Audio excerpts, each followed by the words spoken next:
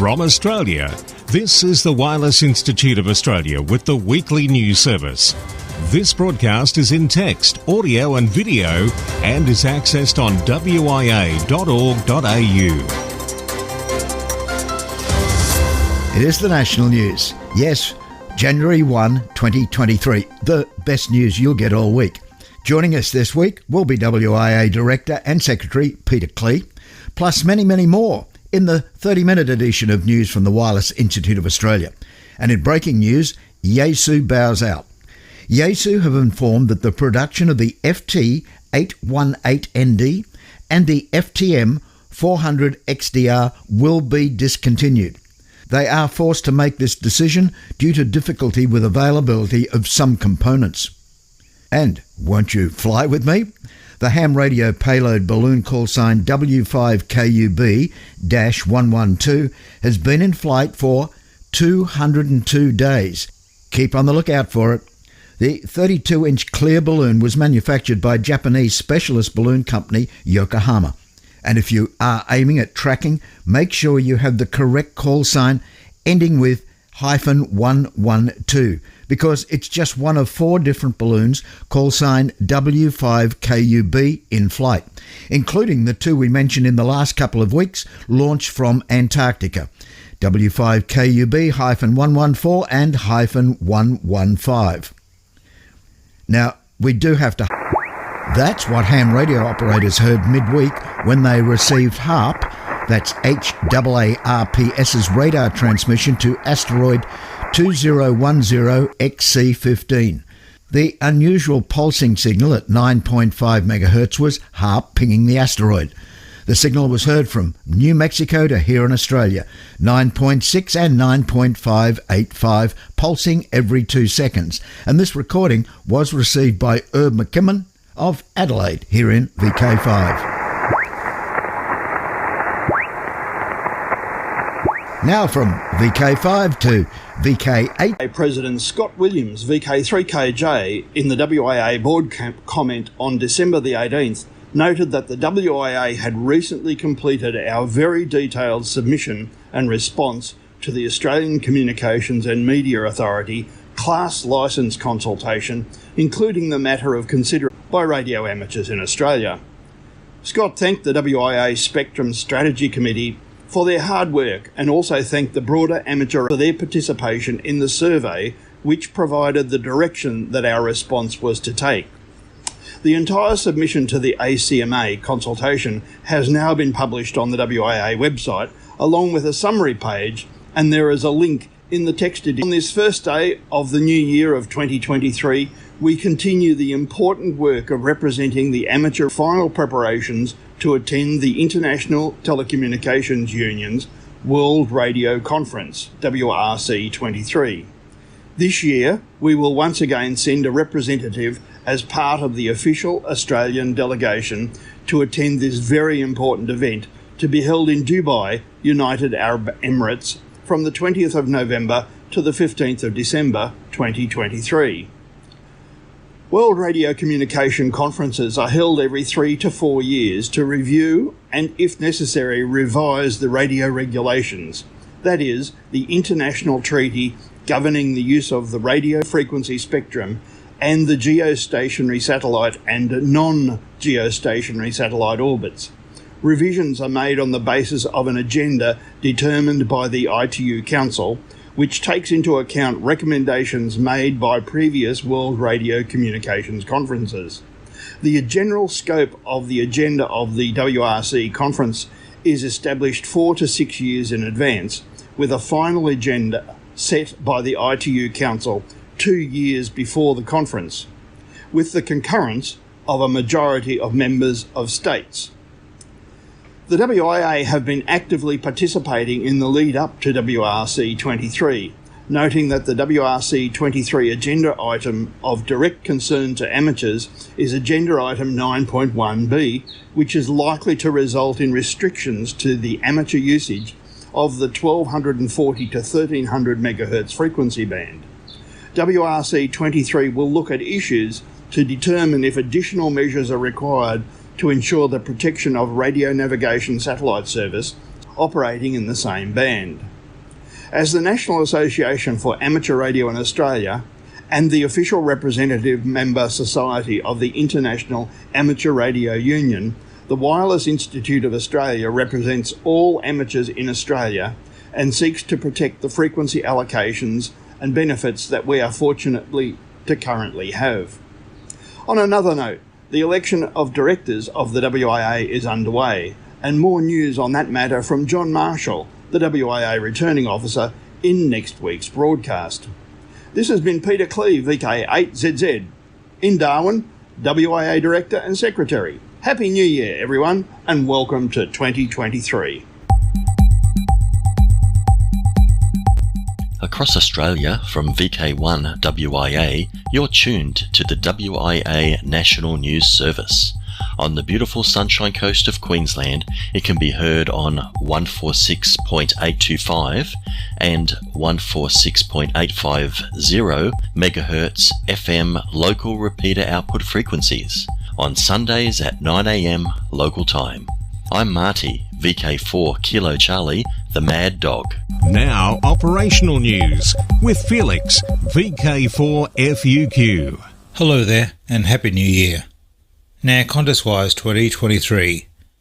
1 to 31 January, Ross Hull Memorial VHF UHF DX Contest Marathon.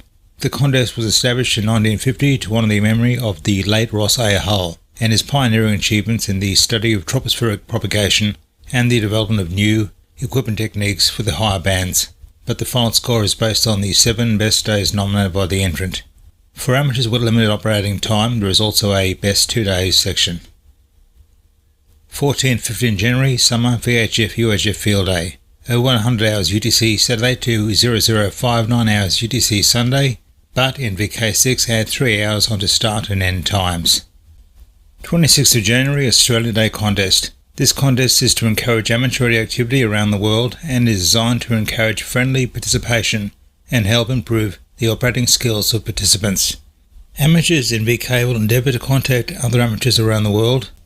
VK operators can use the AX prefix as they celebrate Australia Day. Scoring is distance-based, calculated using 4-character grid squares. Contest is held on the Australia Day public holiday, 26 January. Contest manager is Alan Shannon, VK4SN. DX window.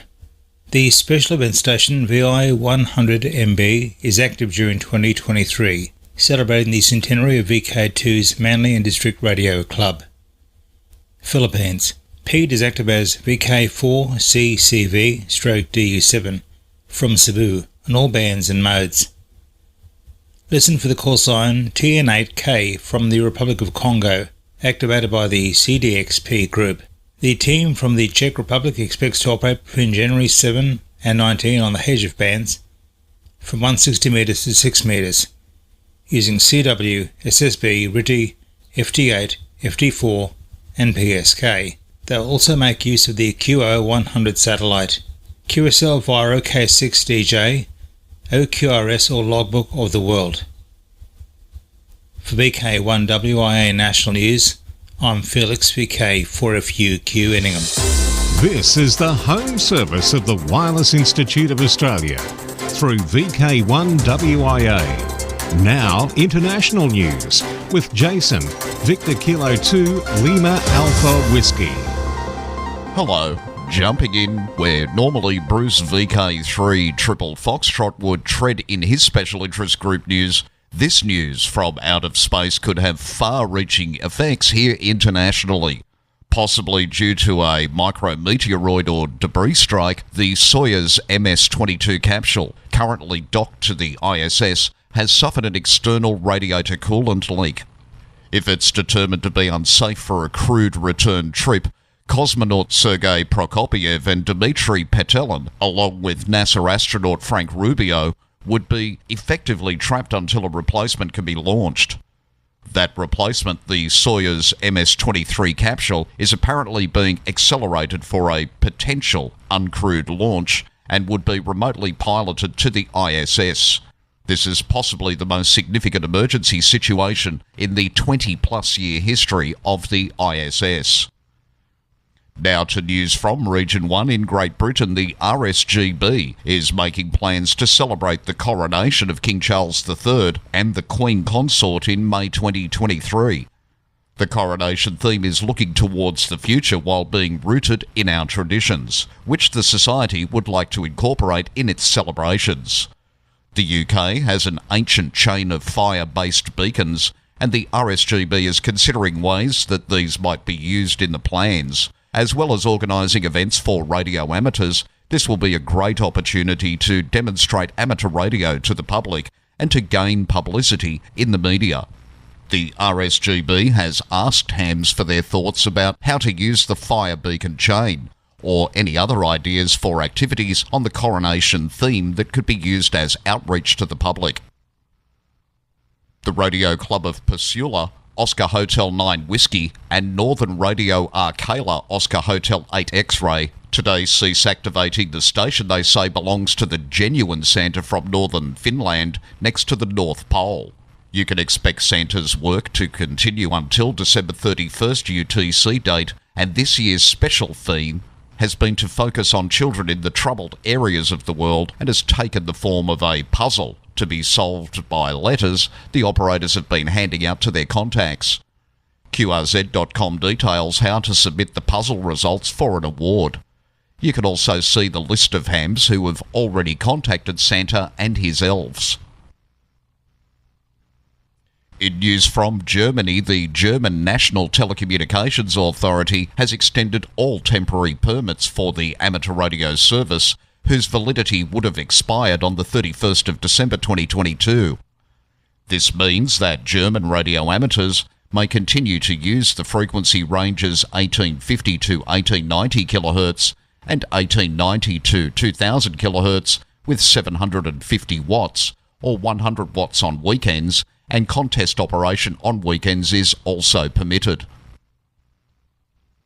To Switzerland, the Swiss Amateur Radio Association USKA reports it was possible to obtain clearance for the 4-metre band after lengthy negotiations with the National Telecommunications Authority BAKOM. The authorisation is valid from today, the 1st of January 2023. Only radio amateurs with Hotel Bravo 9 licences are permitted to use the band. Frequency ranges 70.0 to 70.0375 and 70.1125 to 70.500 MHz. In the range from 70.0375 to 70.1125 MHz, any transmission is prohibited. The maximum power is 25 watts ERP. All common modulation types are permitted in accordance with the IARU band plan is encouraged. Unmanned stations such as relays and Echolink gateways are not allowed. To Region 2, in the USA, Congressman Bill Johnson has introduced a bill in the US House of Representatives to eliminate private land use restrictions that prohibit, restrict, or impair the ability of an amateur radio operator from operating and installing amateur station antennas on property subject to the control of the amateur radio operator. The exponential growth of communities subject to private land use restrictions that prohibit both the operation of amateur radio and the installation of amateur station antennas has significantly restricted the growth of the amateur radio service. These restrictions are pervasive in private common interest residential communities such as single-family subdivisions, condominiums, cooperatives, gated communities, master-planned communities, planned unit developments, and communities governed by community associations. The restrictions have particularly impacted the ability of amateur radio to fulfil its statutorily mandated duty of serving as a voluntary, non-commercial emergency communications service. Administration drafting executive order to simplify space rules. US President Joe Biden's administration is drafting an executive order intended to streamline approval for private rocket launches amid a broader effort to bring legal and regulatory clarity for American companies on everything from space travel to private space stations, according to two US officials familiar with the effort. The order would be part of a push by the White House's National Space Council to modernise US space regulation, which has failed to keep up with the increasingly ambitious pace of private sector investment and development. The order, slated to be ready for Biden to sign early this year, is meant to simplify licensing procedures under existing laws for more routine space activities like launching rockets and deploying satellites. To Canada, the amateur radio community on Prince Edward Island is growing thanks in part to the COVID-19 pandemic and post-tropical Storm Fiona. Stratford resident Brent Taylor, Victor Yankee 2 Hotel Foxtrot, has been a ham radio operator for 38 years in both New Brunswick and PEI Prince Edward Island. It's one of eastern Canada's maritime provinces off New Brunswick and Nova Scotia in the Gulf of St. Lawrence. Brent said a dozen people started a 12-week training program last year, and by 2022's end, 8 passed their exams and are now licensed operators. The most diverse I've ever seen, and I've been teaching off and on this course for 35 plus years. To see the number of women in the course, for one thing, is just tremendous. Also, cultural diversity and a wide range of ages from as young as 12 years old. For VK1 WIA National News in Sydney, I'm Jason, VK2 LAW, wishing you a very happy new year. This is the home service of the Wireless Institute of Australia through VK1 WIA. Now, special interest group news with Bruce, VK3FFF. And a very good day to you and Happy New Year. Worldwide Special Interest Groups, ATV. SSTV unit on ISS is inoperable. The SSTV card that interfaces with the ISS computer was damaged and cannot be reliably used. Also, ISS has recently switched to a new complement of laptops, which requires the ARIS Russia team to develop a new computer interface to support SSTV. ARIS Russia has been actively working this new development and is consulting with the ARIS International Hardware-Software team on these efforts. Sergei Samburov, RV3DR, ARIS Russia leader, has stated that they expect to complete the SSTV development effort early this year and launch the hardware on a future progress flight later in 2023. Until then, SSTV operations will be down. The ARIS International team will keep all informed about SSTV's status through its website. Worldwide Special Interest Groups, CW. W2RS Memorial AMSAT CW Activity Day to be held January 1st. In March 2022, the AMSAT community lost one of our pioneers when Ray Swaffer, W2RS, became a silent key. In addition to his numerous contributions to AMSAT and the worldwide amateur satellite community, Ray was also the long-time organiser of AMSAT's CW Activity Day, previously AMSAT Straight Key Night, held in conjunction with the ARRL's event on New Year's Day. In recognition of Ray's long-time service to AMSAT and his keen interest in CW operating via satellite, AMSAT is pleased to announce that AMSAT's CW Activity Day will now be known as the W2RS Memorial AMSAT CW Activity Day in Ray's honour. The rules are simple. Operate CW through any amateur satellite between 0000 UTC and 2359 UTC on January 1st, 2023. Straight keys and bugs are encouraged but not required. Logs are not required, but amateurs are encouraged to submit a report of their activity to the AMSAT BB.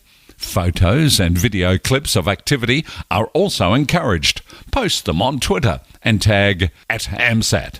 Remember to use the minimum power required for communication, as constant carrier modes, including CW, can disrupt transponder operation for other users. Worldwide Special Interest Groups, Final Frontier. China has released a small test satellite into orbit from its recently completed Tiangong space station. The satellite was released from a deployer on the Changzhou 5 cargo ship, which is currently docked at Tiangong. Changzhou 5's primary mission is delivering supplies to the space station to support the 3 Shenzhou 15 mission astronauts, but also carried a number of CubeSats.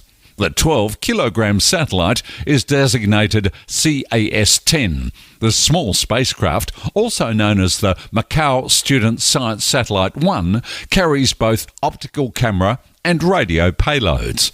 These will be available for amateur radio operators on the ground to use for two-way communications and to send instructions for taking images. NASA has a long history of hiding secret messages in its spacecraft, and that tradition continued with the launch of the Orion Crew capsule in November on top of the Artemis 1 rocket. 5 hidden messages were placed in the Orion capsule, ranging from Morse code to musical notes. In the middle of the capsule, above the cockpit control console, was a Morse code message that spelled out the name Charlie, in remembrance of former Orion Deputy Program Manager Charlie Lundquist, who died in 2020. Worldwide Special Interest Group, Military. Last month, communication officers at the Marine Corps Communication Electronics School, MCCES in California, became amateur radio operators. W6BA, the Morongo Basin Amateur Radio Club, administered the exams, and 21 candidates passed their technician exam and 1 passed their general exam. Retired Marine Corps Warrant Officer 4 Robert Cloutier, WO4ROB, and Mark President, says it was a great event and he is excited to see so many new amateur radio operators. So, what drove the officers to want amateur radio licenses?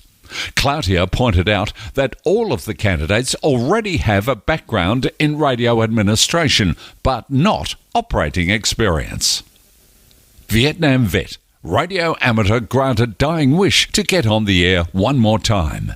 Vietnam War veteran John Nugent, WA2EQJ, got on the air for what likely will be his final time, thanks to help from the amateur radio community. The 75-year-old U.S. Army Signal Corps veteran lives at the James A. Lovell Federal Healthcare Center in North Chicago. Worldwide Special Interest Groups, Radio Amateur Old Timers. Clive joins us primarily with a special message for the Perth VK6 hams in the West. Hello everyone, this is Clive, VK6CSW. Happy New Year. On behalf of the Radio Amateurs Old Timers Club of Australia, I wish you all a happy, safe, healthy and prosperous 2023. A reminder that, as per usual, there is no January bulletin. The first one for 2023 will be on Monday, February the 6th. However, in VK6 there will be a January lunchtime gathering for members and friends of the RAOTC in the Perth area on Tuesday, January the 10th. This will be at the new venue, the Woodbridge Hotel, 50 East Street, East Guildford, starting at about midday. Everyone's welcome to come along and have an eyeball QSO, and the well-priced menu can be viewed online by Googling Woodbridge Hotel, Guildford, WA. Limited car parking is available, but if travelling to the Woodbridge Hotel by train, remember to alight at the Guildford East station. The hotel is located close to the intersection of Swan Street East and the Great Eastern Highway, just a short walk southeast of the station. For more details, visit the RAOTC website at www.raotc.org.au or contact Luncheon Coordinator Phil VK6ZKO at pbcasper@bigpond.com. That's Papa Bravo Charlie Alpha Sierra Papa Echo Romeo pbcasper@bigpond.com. 7-3 from Clive, VK6CSW. Thanks to the old-timer Clive, and now the young-timer Alec, VK2 APC. Thank you, Bruce. Yoda contests for 2023. Are you ready to compete in the next Yoda contest? Everyone in the ham radio community can take part. It takes place 3 times per year and only lasts 12 hours. The first round is on the 22nd of April 2023, starting at 0800 UTC to 1959 UTC. Round 2 is on the 22nd of July from 10 o'clock UTC to 21:59 UTC. And round 3 is on the 30th of December from 12 o'clock UTC to 23:59 UTC. Its aim is to increase we youngsters' activity on the air, strengthening the reputation of the Yoda program and demonstrate the support for youngsters across the world. There are 8 different contest categories, which also include special ones for youngsters under 25 years only. It covers the 80, 40, 20, 15, and 10 meter bands. The competition will take place in CW and SSB modes. The contest exchange used will be the age of the participating operators. Different ages also serve as multipliers during the contest. Contacts between the own continent are worth 1 point. Working DX is worth 3 points, but the most points will be achieved by working youngsters. The younger the operator, the more points one will get for the QSO. I wish everyone a wonderful and safe New Year's. For VK1 WIA National News, I'm Alec, VK2 APC in Sydney. Now back over to you, Bruce. Worldwide Special Interest Groups Rescue Radio. Return to the future. A group of towns in northern New South Wales have reverted back to what they call reliable technology, namely UHF CB radio. This area has been hit by successive bushfires and now floods, and their telecommunications infrastructure has failed every time. Almost 70 people now have UHF CB radios who tune into the Shannon's base station that relays important information. Radio expert John Miller has helped over 20 communities set up their own radio networks. Want to know more? Take a look at the ABC News story at the email link in this WIA News broadcast. And does this story sound familiar? The ARRL Emergency Network has a great catchphrase they use when all else fails to demonstrate that amateur radio can provide a radio and data network with far superior coverage to UHF CB radio in emergency situations, along with the highly skilled personnel to operate and keep the network running. In Australia, WISN, or the Wireless Institute Civil Emergency Network, has groups in all states that train and specialise in providing reliable, portable and mobile communications locally, nationally and internationally. If you're interested in becoming involved in WISN activities, then take a look at the relevant website at the link on the text edition of this WIA National News Service. I'm Bruce, VK3FFF from sunny Bendigo, but on holidays in Mount Martha, and it's lovely. VK1WIA. Well, let's see what's happening this year on the 2023 social scene. VK2, the Central Coast Amateur Radio Club, will not be running Mayhem this year. The event group are refocusing and realigning the direction of the event, hoping to return it in 2024.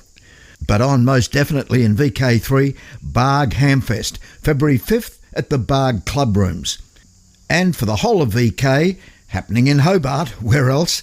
Alara Meet 2023, November 4 and 5. And I do take this opportunity to thank the ladies from Alara, the Australian Ladies Amateur Radio Association, for presenting the news yet again last week for the Christmas Day edition.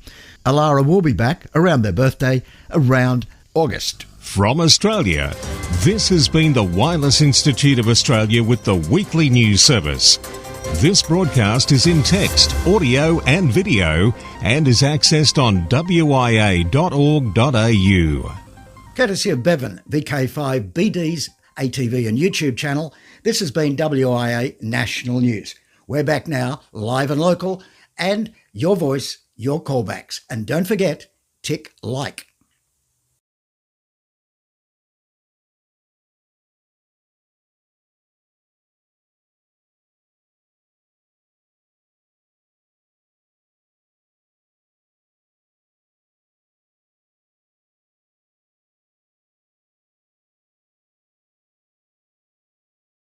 We have some fast solar wind, a side-swiping solar storm, and some big flares to ring in the new year. Those stories and more in the news this week.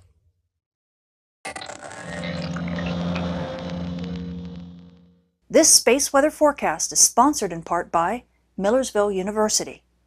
Come get certified in broadcast space weather. Visit millersville.edu/SWEN.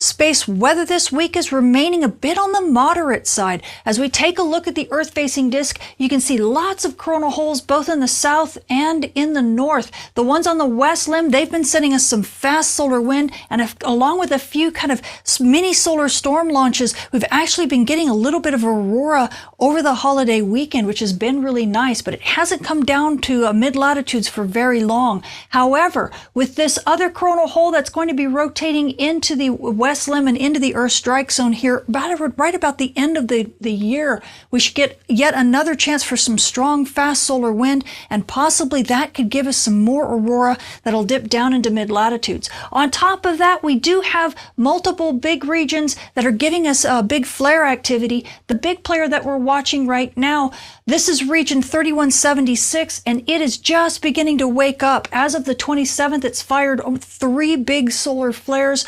So we're definitely getting some radio blackouts, and those are going to continue.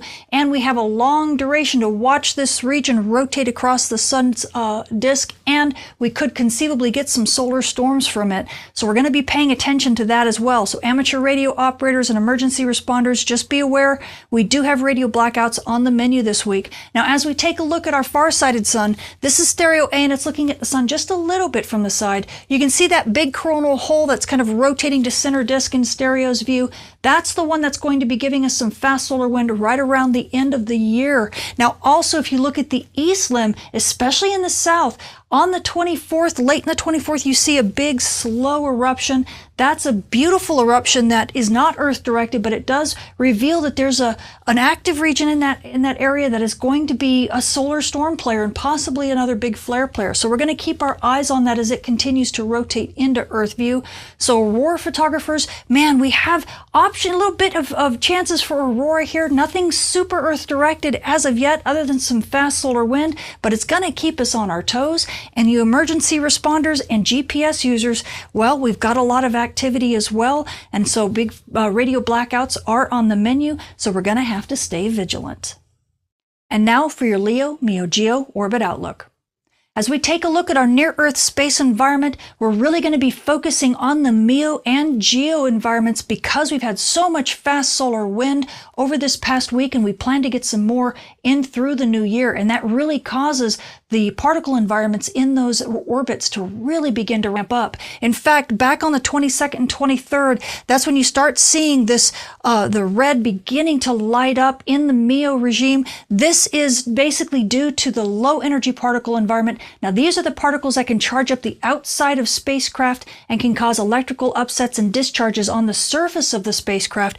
These particles cause issues mainly in the post-midnight to pre-dawn sector, but you can see as we continue to move in through the 25th, pretty much everything lights up red, and that is because the high energy particles are also becoming a problem. Their flux has become very high, and these particles cause issues mainly on the post-noon to pre-dusk sector, so everything is an issue right around the 25th for satellite operators, especially in GEO orbits.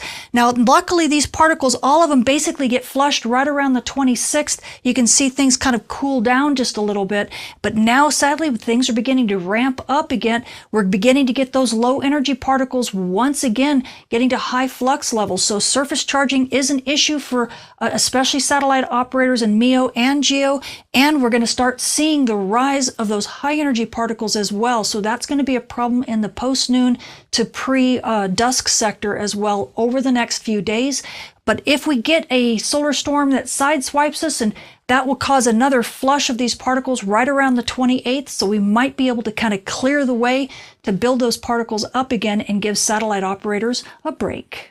Switching to our moon, we are now passing through the first quarter phase on our way to a full moon, and by the 31st, the moon will be about 65% illuminated. So you night sky watchers, if you want to catch those dim objects in the sky, like, I don't know, maybe some aurora, you're going to have this bright companion, so you're going to have to check your local rise and set times.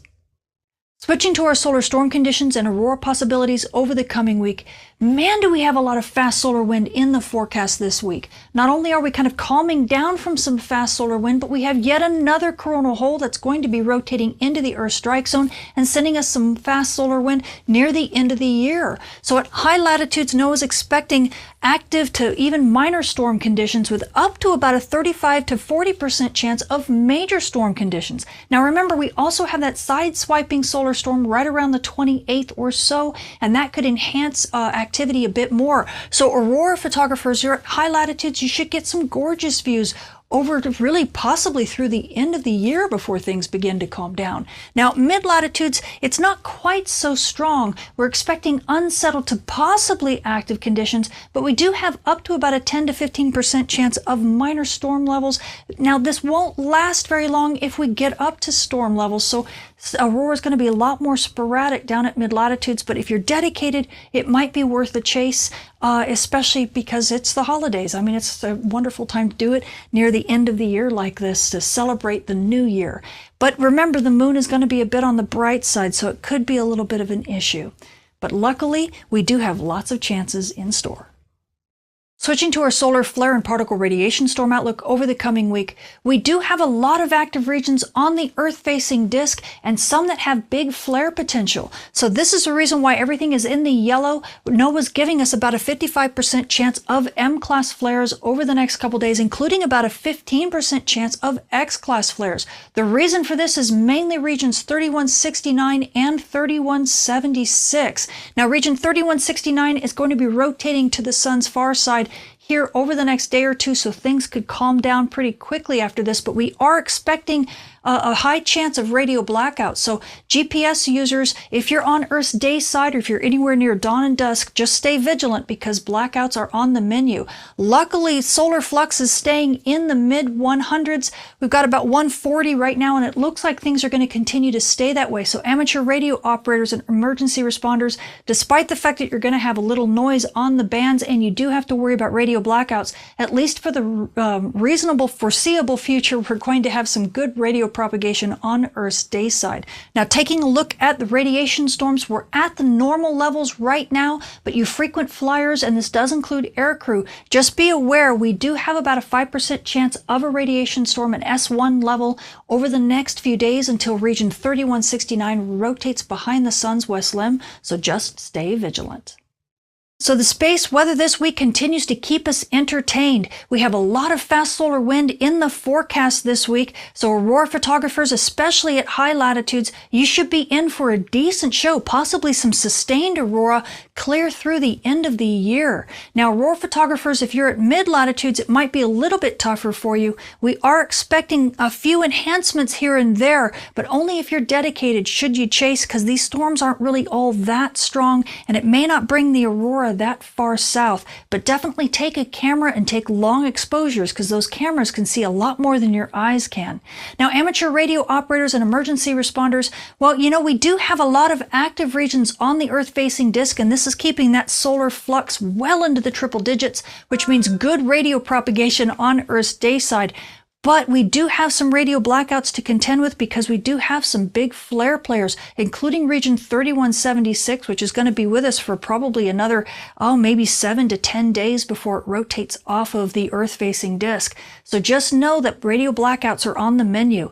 And now you GPS users, well, this week isn't the best week for you. We do have some continued solar storming, and that can make things tough on Earth's night side anywhere near aurora. And now that we're getting radio blackouts again, well, that doesn't make things so great on Earth's day side either. So just stay vigilant, especially near dawn and near dusk and anywhere near aurora. Be sure to calibrate your magnetometers often if you're a UAV or drone flyer, and just stay on your toes. I'm Tamitha Skov, the Space Weather Woman. Thank you for watching.